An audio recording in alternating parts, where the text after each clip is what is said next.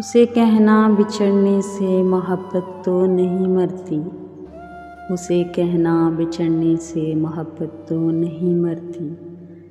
बिछड़ जाना मोहब्बत की सदाकत की अलामत है। मोहब्बत एक फ़ितरत है, हाँ फ़ितरत कब बदलती है। सो जब हम दूर हो जाएं, नए रिश्तों में खो जाएं, तो ये मत सोच लेना तुम कि मोहब्बत मर गई होगी। नहीं, ऐसा नहीं होगा।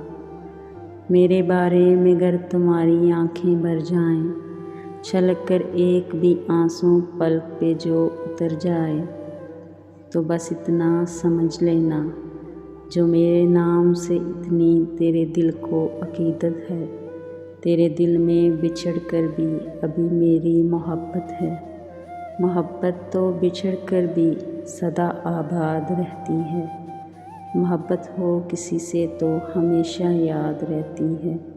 मोहब्बत वक्त के बेरहम तूफ़ान से नहीं डरती, उसे कहना बिछड़ने से मोहब्बत तो नहीं मरती।